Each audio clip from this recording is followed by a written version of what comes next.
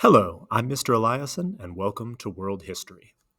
Today we're going to do a far too brief survey of Mesopotamia and Persia in order to set the stage for our unit on the Muslim world. So, obviously, Mesopotamia and Persia deserve a much more in-depth treatment that I'm going to give them today, but this is just to give us some background, to introduce some concepts you're going to need to know later, and again, just sort of a briefest overview of the history of this region prior to the rise of Islam. So, here are our objectives for today. Take a moment, make sure you understand them, and let's move on.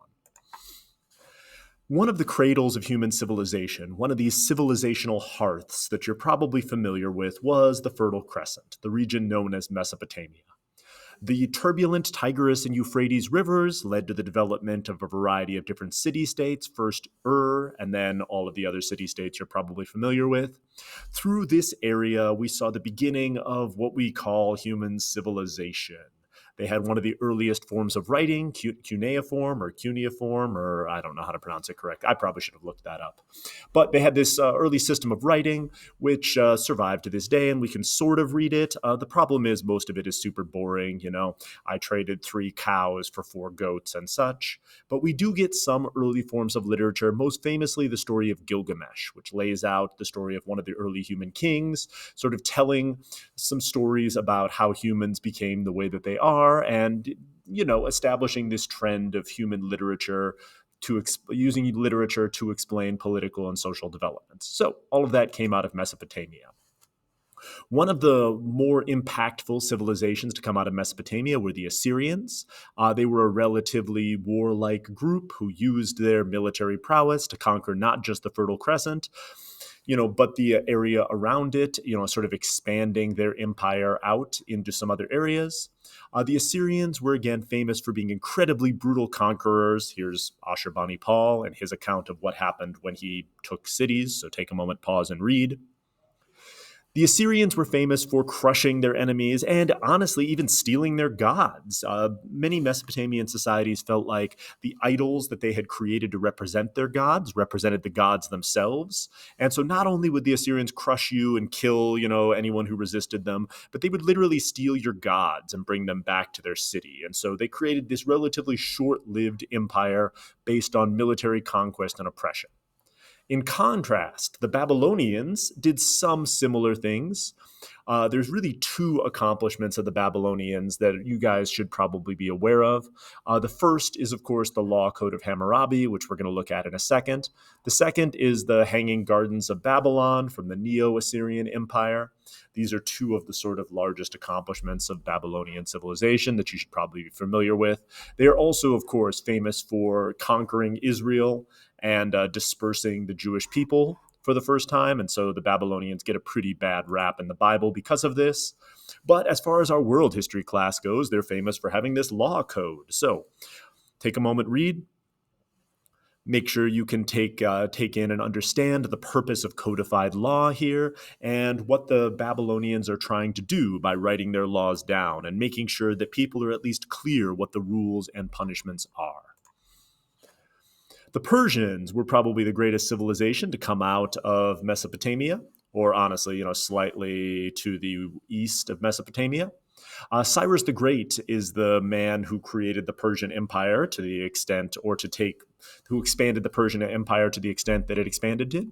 And he is wonderful, or was a fabulous ruler and conqueror because he was able to some degree, incorporate in subject peoples, get them to work for him, and to sort of learn how to take what each of these conquered groups did the best, and then incorporate it in. And so if he conquered a group that had great cavalry, he would recruit them to be the cavalry of the Persian Empire.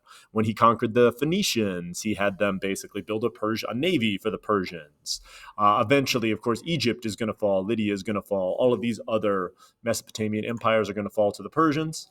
And famously, of course, when Cyrus took cities, he brought their gods back to them as opposed to taking them away. And so, take a moment, pause, and read. So because Cyrus ruled with such a light touch, and because he provided opportunities for conquered peoples, he was able to pretty seamlessly weave in a variety of different diverse groups to the Persian Empire, making it this sort of vast multinational empire. And so, as far as things that the Persians are famous for, it's incorporating in subject peoples in a meaningful way. They also created the sort of first moralistic religion in human society. This is Zoroastrianism. So, take a moment, pause, and read. As you can hopefully take from this, what makes Zoroastrianism different from previous religions is as opposed to having a variety of sort of pagan gods, each one representing a nature spirit of some sort. The Persians believed that life on earth was to some degree this struggle between good and evil. And so there was this moralistic component to it as far as you helping this sort of cosmic good and evil battle with your appropriate behavior. And so for the Persians, truth telling, following through on contracts, treating other people relatively well was very important to help win this sort of global battle, or this cosmic battle between good and evil. And so this is going to, of course, be incorporated in lots of other religions going forward. As far as the Persian conquest goes, you can see it here on the map. They took over significantly more territory than the Assyrians. The Assyrians conquered Egypt, but the Persians conquered, far beyond that. The Persians built roads throughout their empire, similarly to the way that the Romans would in the years after this, and helped to tie together what is today West Asia. So there's your map of the Persian Empire. The diversity of the Persian Empire, as we mentioned, was their strength. They divided the empire up into these satrapies, these provinces, each one, sort of decentralized with a governor who answers to Cyrus, making sure that all of the money and all the taxes flows in. They had messengers traveling along the royal roads in order to bring supplies and things like that. And they, to some degree, allowed local rulers to keep ruling, with the understanding that, of course, they owe loyalty to Cyrus. And it's kind of this proto-feudalistic relationship between local rulers of the satrapies and Cyrus himself. And so by dividing it up into all these provinces, he was able to administer a relatively large empire. And of course, he was willing to allow the Jewish people to move back to their homeland. And so ending the Babylonian captivity of the Jewish people means that Cyrus gets some significant praise in the Old Testament of the Bible as a great king who allowed the Jewish people to return to their traditional homeland. So as far as the Persians, here's Herodotus, our famous Greek historian, laying out what the Persians are famous for. So take a minute, pause, read. In the end, this ability to incorporate in subject peoples is going to be very important in creating multinational empires. And so we're going to see this from a lot of different societies. So here we go. This is Herodotus praising the Persians. And then Cyrus died. And Herodotus tells this story of the warrior king Tomyris and the Massagatai and Cyrus's attempt to conquer them. And so take a moment, pause. It's very dramatic. Cyrus tries to take on these sort of nomadic tribes, people of the steppes, and the end result is shown here and described here. So take a moment, pause, read the death of Cyrus, and then we'll keep going. After Cyrus, the Persian Empire never really got back to its peak, or really stopped expanding.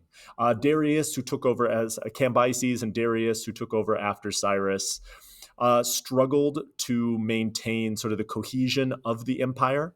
And then really it was the Persian Wars and Xerxes that partially did the empire in because they got them into conflict with the Greeks.